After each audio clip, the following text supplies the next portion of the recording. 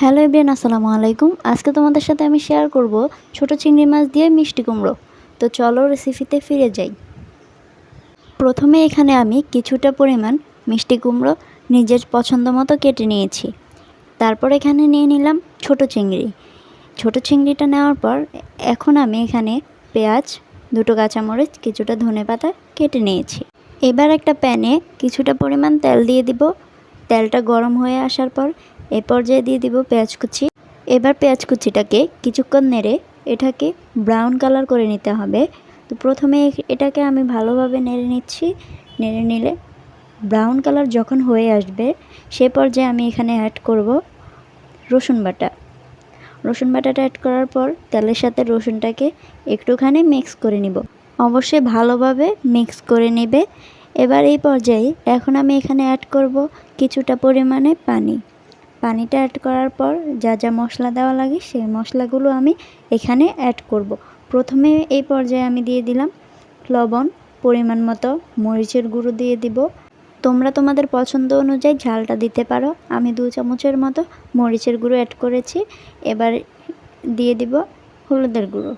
হলুদের গুঁড়োটা অবশ্যই যতটা কালার আসবে তরকারিতে ততটুকু পরিমাণ দিলেই হবে। তো এটাকে আমি নেড়ে কষিয়ে নিয়েছি। এখন ছোট চিংড়িগুলো এখানে দিয়ে দিব এবং ছোট চিংড়িগুলো একটু নেড়ে ভালোভাবে কষিয়ে নেব যেন একটা ঘ্রাণ আসে ছোট চিংড়ির। তা আমি এটাকে ভালোভাবে নেড়ে নিচ্ছি। এখন একটা ঢাকনার সাহায্যে এটাকে কিছুক্ষণ কষিয়ে নিতে হবে লাল লাল করে। একদম লাল লাল যখন হয়ে আসবে আর একটা ভালো স্মেল আসবে, তো তখনই আমরা বুঝে নিব যে আমাদের চিংড়িটা কষানো হয়ে গেছে। আমার চিংড়িটা এখন আমি ঢাকনাটাকে উঠিয়ে একটু নেড়ে নিব যেন নিচে না লেগে যায়। দেখো চিংড়িটা একদম লাল লাল হয়ে গেছে। মনে রাখবে এমন কিন্তু লাল লাল হয়ে যেতে হবে। ওই পর্যায়ে কেটে রাখা মিষ্টি কুমড়োগুলো এখানে আমি অ্যাড করব। এখন এটাকে একটু নাড়ব। নেড়ে চেড়ে চিংড়িগুলো এবং মশলাগুলোর সাথে মিক্স করে নিব। নেড়ে এখন আমি একটা ঢাকনার সাহায্যে এটাকে কিছুক্ষণ কষিয়ে নিব। একটু কষিয়ে আসলে সে পর্যায়ে আমি ঢাকনাটা উঠে একটু নেড়ে চেড়ে নিব। অবশ্যই তোমরা কিছুক্ষণ পর পর ঢাকনাটা উঠে একটু নেড়ে চেড়ে নিবে যেন নিচে লেগে যাওয়ার না সম্ভাবনা থাকে। যে পর্যায় পর্যন্ত কুমড়োটা থেকে পানিটা না উঠে আসবে। তো এই পর্যায়ে আমি দিয়ে দিব দুটো কাঁচামরিচ। তোমরা তোমাদের পছন্দ অনুযায়ী ঝালটা দিতে পারো। তো এখন ঢাকনাটা দিয়ে আরও কিছুক্ষণ কষিয়ে নেব যেন কুমড়োটার থেকে পানি উঠে আসে। পানিটা কিন্তু কুমড়োটার থেকে অলরেডি উঠে আসছে এবং কষানো প্রায় হয়ে আসছে। তো আমার কিন্তু কষানো হয়ে গেছে একদম শুকনো শুকনো। এখন এই পর্যায়ে পরিমাণ মতো পানি দিব। কষানোর পর্যায়ে কিন্তু এটা কিছুটা 40% মতো সিদ্ধ হয়ে গেছে।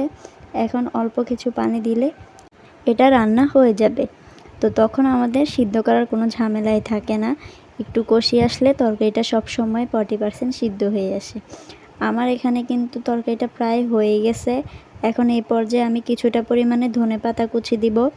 ভালো একটা স্মেলের জন্য বাসায় থাকলে অবশ্যই এটা অ্যাড করবে।